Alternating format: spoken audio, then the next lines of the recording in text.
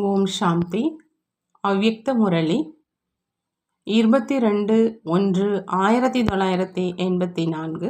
அவ்யக்த பாப்தாதா, மதுபன். பெயர் பெற்ற சேவாதாரி ஆவதற்கான விதி. இன்றைய முரளியின் தலைப்பு பெயர் பெற்ற சேவாதாரி ஆவதற்கான விதி. இன்று பாப்தாதா சுடர் விட்டு கொண்டு இருக்கக்கூடிய தன்னுடைய தீபங்களினுடைய தீப மாலையை பார்த்துட்டு இருக்கிறார். எப்படி ஒவ்வொரு சுடர் விட்டு கொண்டு இருக்கக்கூடிய தீபம் ஆடாம தடையில்லாம தன்னுடைய ஜோதி மூலமா உலகத்துக்கு வெளிச்சத்தை கொடுத்துட்டு இருக்கிறாங்க அப்படிங்கிறத பார்த்தாங்க. இந்த தீபத்துடைய வெளிச்சம் ஆத்மாக்களை எழுப்பதற்கான வெளிச்சம். பாபா சொல்றாங்க, உலகத்துல அனைத்து ஆத்மாக்களினுடைய எதிரில் அஞ்ஞானத்தினுடைய மதில் சுவர் இருக்குது. அதை அகற்றுவதற்கு எப்படி அவங்களே விழித்தெழுந்து மேலும் மற்றவர்களையும் எழுப்பி கொண்டிருக்கிறாங்க. இருளின் காரணமா அநேக விதமாக தட்டு தடுமாறி கொண்டிருக்கிறவங்க பிரகாசித்து கொண்டிருக்கும் தீபங்கள் உங்கள் பக்கமா மிக அன்போடு வெளிச்சத்தினுடைய இச்சையோடு தேவையோடு பார்க்கறாங்க. அந்த மாதிரி இருளெல்லாம் அணைந்து கொண்டிருக்கும் ஆத்மாக்களுக்கு ஞானத்தினுடைய வெளிச்சத்தை கொடுக்க சொல்றாங்க பாபா. அதனால ஒவ்வொரு வீட்டிலும் தீபம் எரிந்துடணும். இப்படி பாபா முரளி சொல்லிட்டு இருக்கும் போது மின்சாரம் தடைப்பட்டுச்சு. அப்ப பாபா கேக்குறாங்க, இப்போ கூட பாருங்க இருள் நல்லா இருக்குதா அப்படின்னு கேக்குறாங்க. அப்போ வெளிச்சம் தானே பிரியமானதாக இருக்குது. ஆகினால அந்த மாதிரி தந்தையோடு தொடர்பை இணைச்சிடுங்க. தொடர்பை இணைப்பதற்கான ஞானத்தை சொல்றாங்க பாபா. இப்போ இரட்டை வெளிநாட்டினர் புத்துணர்வு அடைஞ்சு, அதாவது சக்திசாலியாக ஆகி, லைட்டோஸ் மைட்டோஸ் ஆகி, ஞானம் நிறைந்தவராக ஆகி, சக்தி நிறைந்தவராக ஆகி, வெற்றி நிறைந்தவராக ஆகி மீண்டும் வருவதற்காக அவங்களுடைய சேவை நிலையங்களுக்கு சென்று கொண்டிருக்கீங்க. பாபா சொல்றாங்க, செல்வது அப்படின்னா வெற்றி சொர்பத்தினுடைய பங்கை செஞ்சு ஒருவரிலிருந்து அநேகர்களாக ஆகி வர்றது. பாபா செல்வது அப்படின்னா வெற்றி சொர்பத்தினுடைய பங்கை செஞ்சு ஒருவரிலிருந்து அநேகர்களாக ஆகி வர்றது. தன்னுடைய குடும்பத்தின் மற்ற ஆத்மாக்களை தந்தனுடைய வீட்டிற்கு அழைச்சிட்டு வருவதற்காக போறீங்க. எப்படி எல்லைக்கு உட்பட்ட யுத்தம் செய்யும் போர் வீரர்கள், உடல் பலம் அறிவியல் பலம் உள்ள போர் வீரர்கள் அனைத்து ஆயுதங்கள்னால அலங்கரிக்கப்பட்டு யுத்த மைதானத்துக்கு வெற்றி பதக்கத்தை பெறுவதற்காக போறாங்க. அதே மாதிரி நீங்க அனைத்து ஆன்மீக போர் வீரர்கள் சேவையினுடைய மைதானத்துல வெற்றி கொடியை பறக்க விடுவதற்காக போயிட்டு இருக்கீங்க. எந்த அளவு வெற்றியாளர் ஆகிறீங்களோ அந்த அளவு தந்தை மூலமா அன்பு, சகயோகம், நெருக்கம், சம்பூர்ண நிலையினுடைய வெற்றி பதக்கத்தை பெறுறீங்க. ஆகினால பாபா சோதனை செய்ய சொல்றாங்க. இதுவரைக்கும் எத்தனை பதக்கங்கள் எனக்கு கிடைச்சிருக்கு அப்படி சோதனை செய்ய சொல்றாங்க. என்னென்ன விசேஷங்கள் இருக்குது மற்றும் பட்டங்கள் கொடுக்கிறோம் மற்றும் எத்தனை பதக்கங்களை பிராப்தி செஞ்சிருக்கிறோம். இப்பொழுது மிக குறைந்தவர்கள் தான் உருவாகி இருக்கிறாங்க. குறைந்ததிலும் குறைந்தது 108வது இருக்கணும். மேலும் தன்னுடைய இத்தனை பதக்கங்களை பார்த்து போதையில இருக்க சொல்றாங்க பாபா. இத்தனை பதக்கங்களினால அலங்கரிக்கப்பட்டிருக்கீங்க. செல்றீங்க அப்படின்னா எப்பொழுதும் விசேஷத்தினுடைய காரியம் செஞ்சு புதியிலும் புதிய பதக்கங்களை பெற்று செல்லுங்க.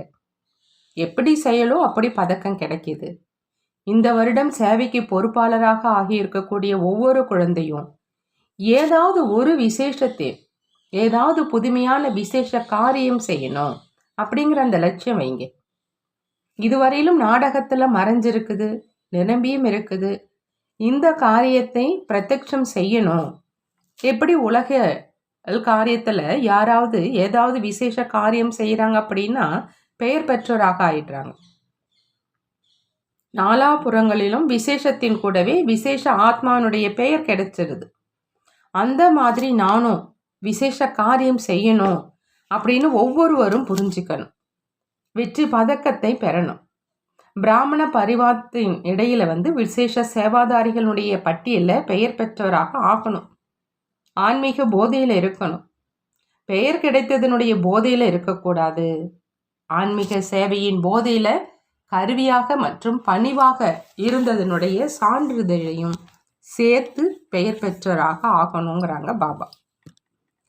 இன்று இரட்டை வெளிநாட்டினருடைய குருவுக்கு வெற்றியாளர் ஆகி வெற்றி ஸ்தானத்துக்கு செல்வதற்கான பாராட்டு விழா. யாராவது வெற்றி ஸ்தலத்துக்கு செல்றாங்க அப்படின்னா மிகவும் கோலாகலமா குஷியினுடைய மேலதாளங்களோடு வெற்றி திலகமிட்டு பாராட்டுகளை கொண்டாடுவாங்க.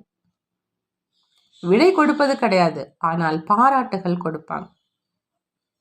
ஏன் அப்படின்னா பாப்தாதா மற்றும் பரிவாரத்தினர் அந்த மாதிரி சேவாதாரிகளினுடைய வெற்றி நிச்சயிக்கப்பட்டது அப்படின்னு தெரிஞ்சிருக்கிறாங்க. ஆகையினால பாராட்டுதல் விழாவை கொண்டாடுறோம். வெற்றி ஏற்கனவே நிச்சயிக்கப்பட்டுதான் இல்லையா? ஒரு கருவியாகி மட்டும் மீண்டும் அதையே செய்யணும், அவ்வளோதான். ஏன் அப்படின்னா செய்வதனால் கருவியாகி செய்வீங்க, மேலும் அடைவீங்க.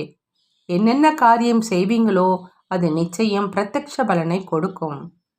மற்றவங்களை அதிகாரியாக ஆக்கி அழைச்சிட்டு வருவதற்காக இந்த நிச்சயத்தினுடைய ஊக்கம் உற்சாகத்தோடு சென்று கொண்டிருக்கீங்க. பாண்டவர்கள் முன்னுக்கு செல்றாங்களா அல்லது சக்திகள் முன்னுக்கு செல்றாங்களா அப்படின்னு இப்போ பார்ப்போம் அப்படிங்கிறாங்க பாபா. விசேஷமா யார் புதிய காரியம் செய்கிறாங்களோ அவங்களுக்கு பதக்கம் கிடைக்கும். அந்த மாதிரி விசேஷ சேவைக்கு பொறுப்பான ஆத்மாக்கள் யாரையாவது உருவாக்குங்க. சேவை ஸ்தானத்தை மற்றும் வளர்ச்சியை பிராப்தி செய்வீங்க. நாலாபுறங்களிலும் பெயரை பரப்புவதற்கான ஏதாவது விசேஷ காரியம் வேண்டுமென்றாலும் செஞ்சு காமிங்க. அந்த மாதிரி பெரிய குரூப்பை தயார் செஞ்சு பாப்தாதாவினுடைய எதிரில் கொண்டு வாங்க. ஏதேனும் விசேஷ சேவை செய்யக்கூடியவங்களுக்கு வெற்றியினுடைய பதக்கம் கிடைக்கும். அந்த மாதிரி விசேஷ காரியம் செய்கிறவங்களுக்கு அனைத்து சகயோகமும் கிடைச்சிடும். அவங்க தான் ஏதாவது பயண சீட்டையும் வாங்கி கொடுத்துடுவாங்க. தொடக்க காலத்தில் எப்போ நீங்கள் அனைவரும் சேவைக்காக வெளியிடங்களுக்கு போகிறீங்களோ அப்போ சேவை செஞ்சு முதல் வகுப்பில் பயணம் செஞ்சீங்க. மேலும் இப்போ பயண சீட்டும் வாங்க வேண்டியதாக இருக்குது. மேலும் 2வது 3வது வகுப்பில் வரீங்க. அந்த மாதிரி ஏதாவது கம்பெனியினுடைய சேவை செய்யுங்க. பிறகு அனைத்தும் நடந்தேறிடுங்கிறாங்க பாபா. செவாதாரிக்கு சாதனம் கிடைச்சிடும். புரிந்ததா? அனைவரும் திருப்தியாகி வெற்றியாளராகி சென்று கொண்டிருக்கீங்க இல்லையா? ஏதாவது பலகீனத்தை தன்னுடன் எடுத்து சென்று கொண்டிருக்கவில்லையே. பலகீனங்களை ஸ்வாகா செஞ்சு சக்திசாலியான ஆத்மா ஆகி சென்று கொண்டிருக்கீங்க. ஏதாவது பலகீனம் தங்கி போய்விடவில்லையே. ஒருவேளை ஏதாவது இருந்து விட்டது என்றால் அதற்காக விசேஷ நேரம் எடுத்து அழிச்சிட்டு போங்க. நல்லது. அந்த மாதிரி எப்பொழுதும் உறுதியான சுடர் விட்டு கொண்டிருக்கக்கூடிய தீபம் எப்பொழுதும் ஞான வெளிச்சத்தின் மூலமா இருளை அகற்றக்கூடிய, ஒவ்வொரு நேரமும் சேவையின் விசேஷ பங்கை செய்யக்கூடிய, தந்தை மூலமாக பிராப்தி ஆகியிருக்கும் அனைத்து பதக்கங்களையும் அணிந்திருக்கும், எப்பொழுதும் வெற்றி நிச்சயிக்கப்பட்டது அப்படிங்கிற அந்த நிச்சயத்தில் இருக்கக்கூடிய அழியாத வெற்றியின் திலகமிட்டிருக்கும், எப்பொழுதும் அனைத்து பிராப்திகளினால் நிரம்பிய திருப்தியான ஆத்மாக்களுக்கு பாப்தாதாவினுடைய அன்பு நினைவுகள் மற்றும் நமஸ்காரம் செய்கிறாங்க. நாமும் நம்மளுடைய பாப்தாதாவுக்கு அன்பு நினைவுகள் மற்றும் நமஸ்காரம் செய்வோம். அடுத்ததா அவ்யக்த பாப்தாதா ஜெகதீஷ் சகோதரரோடு சந்திப்பு செய்கிறாங்க. பாப்தாதாவுடைய சாகார பாலனையில் வளர்ந்திருக்கும் ரத்தனங்களுக்கு மதிப்பு இருக்குது. எப்படி உலகிய முறையிலும் கூட மரத்திலேயே பழுத்திருக்கும் பழம் எவ்வளோ நல்லா இருக்கும், அந்த மாதிரி அனுபவி ஆத்மாக்கள் உங்களை அனைவரும் எவ்வளோ அன்போடு பார்க்குறாங்க. முதல் சந்திப்பிலேயே வரதானத்தை பெற்றுட்டீங்க இல்லையா? பாலனை அப்படின்னா வளர்ப்பே வரதானங்களினால் ஆச்சு. பாலனை அப்படின்னா பாபா சொல்கிறாங்க வளர்ப்பானது வரதானங்களால ஆச்சு அப்படிங்கிறாங்க. வளர்ப்பானது வரதானங்களினால் ஆகிறது தான் பாலனைன்னு சொல்கிறாங்க. ஆகினால எப்பொழுதுமே பாலனையினுடைய அனுபவம் மூலம் அநேக ஆத்மாக்களை பாலனை செஞ்சு அவங்க முன்னேறி செல்வதற்காக தூண்டுதல் செஞ்சுக்கிட்டே இருப்பாங்க. கடலின் விதவிதமான சம்பந்தங்களினுடைய அலைகளில், அனுபவங்களுடைய அலைகளில் மிதந்துக்கிட்டே இருப்பாங்க. சேவையினுடைய தொடக்க காலத்தில் சிக்கனமாக இருந்த காலம் பொறுப்பாக ஆச்சு. சிக்கனமான காலம் பொறுப்பாக ஆனதின் காரணத்தினால சேவையினுடைய பலன் எப்பொழுதும் உயர்ந்ததாக இருந்தது. நேரத்துக்கு ஏற்ற மாதிரி சகயோகியாக ஆனீங்க, ஆகையினால வரதானம் கிடைச்சது. நல்லது. மகா நாட்டிற்காக பாப்தாதாவுடைய மகா வாக்கியங்கள். அனைவரும் ஒன்றாக கூடி ஏதாவது ஒரு காரியத்தை ஊக்கம் உற்சாகத்தோடு செய்கிறீங்க அப்படின்னா அதில் வெற்றி சுலபமாக கிடைச்சிடுது. அனைவருடைய ஊக்கத்தினால காரியம் நடந்துட்டு இருக்குது இல்லையா? ஆகையினால் அவசியம் வெற்றி கிடைக்கும். அனைவரையும் ஒன்றாக சேர்ப்பது என்பதும் ஒரு உயர்ந்த நிலையினுடைய அடையாளம். அனைவரும் ஒன்றாக கூடியதுனால மற்ற ஆத்மாக்களும் சந்திப்பதற்காக அருகில் வராங்க. உள்ளத்தினுடைய எண்ணத்தை இணைப்பது அப்படின்னா அநேக ஆத்மாக்களினுடைய இணைப்பை கொண்டாடுவது. இந்த லட்சியத்தை நோக்கி செஞ்சிட்டு இருக்கீங்க இல்லையா? மேலும் செய்து கொண்டே இருப்பீங்கிறாங்க பாபா. நல்லது. வெளிநாட்டினர் அனைவரும் நன்றாக இருக்கீங்களா? திருப்தியாக இருக்கீங்களா? இப்போ அனைவரும் பெரியவர்களாக ஆகிட்டீங்க, மற்றவர்களை கவனிப்பவராக ஆயிட்டீங்க. முதல்ல சிறு குழந்தைகளாக இருந்தீங்க, ஆகையினால குறும்பு காரியங்கள் செஞ்சீங்க. இப்போது மற்றவர்களை கவனிப்பவர்களாக ஆகிட்டீங்க. என்னை யாராவது கவனிக்கணும் அப்படிங்கிற நிலை இப்போ இல்லை. இப்போ மற்றவர்களுடைய உழைப்பை பெறுபவர்களாக இல்லை, தன்னுடைய உழைப்பை மற்றவர்களுக்கு கொடுப்பவர்களாக ஆகிட்டீங்க. புகார் செய்பவர்களாக இல்லாமல் முழுமையானவர்களாக இருக்கீங்க. இப்பொழுதும் ஏதும் எந்த புகாரும் இல்லை, மேலும் வருங்காலத்திலும் இருக்காது. அந்த மாதிரி தான் இல்லையான்னு பாபா கேட்குறாங்க. எப்போதும் குஷி நிறைந்த செய்தியை கொடுங்க. மேலும் யாரெல்லாம் வரலையோ அவங்களையும் மாயாவை வென்றவராக ஆக்கணும். பிறகு அதிக கடிதம் எழுத வேண்டியதாக இருக்காது. ஓகே அப்படின்னு மட்டும்தான் எழுதணும். நல்ல நல்ல விஷயங்களை வேணும்னா எழுதுங்க, ஆனால் சுருக்கமாக எழுதுங்க. நல்லது. அடுத்ததாக பாப்தாதா டீச்சர்களோடு சந்திப்பு செய்கிறாங்க. பாப்தாதாவுக்கு டீச்சர்கள் மேலே விசேஷ அன்பு இருக்குது. ஏன் அப்படின்னா சமமானவங்க அவங்க.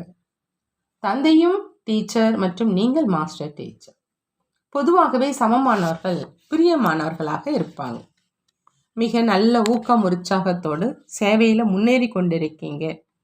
அனைவரும் சக்கரவர்த்திகள். சக்கரமாக சுற்றி வந்து அநேக ஆத்மாக்களினுடைய சம்பந்தத்தில் வந்து அநேக ஆத்மாக்களை அருகில் கொண்டு வருவதற்கான காரியம் செஞ்சிட்ருக்கீங்க. இதற்காக பாப்தாதா குஷி அடைகிறாங்க. பாப்தாதா என் மேலே குஷியாக இருக்கிறாங்க அப்படின்னு உணர்றீங்க தான் இல்லையா? அல்லது இன்னும் கொஞ்சம் குஷிப்படுத்தணும் அப்படின்னு நினைக்கிறீங்களான்னு கேட்குறாங்க. குஷியாக இருக்கிறாங்க, இன்னும் குஷிப்படுத்தணும். நன்றாக உழைக்கிறீங்க, அன்போடு உழைக்கிறீங்க என்பதனால அந்த உழைப்பு உழைப்பாக படலை. சேவை செய்யும் குழந்தைகளை எப்பொழுதுமே பாப்தாதா தலையினுடைய கிரீடம் அப்படின்னு சொல்கிறாங்க. நீங்கள் தலையினுடைய கிரீடம் ஆவீங்க. பாப்தாதா குழந்தைகளுடைய ஊக்கம் உற்சாகத்தை பார்த்து இன்னும் மேலும் ஊக்கம் உற்சாகத்தை அதிகரிப்பதற்கான சகயோகம் கொடுக்குறாங்க. 1 அடி குழந்தைகளினுடையது மற்றும் 1000 அடி தந்தையினுடையது.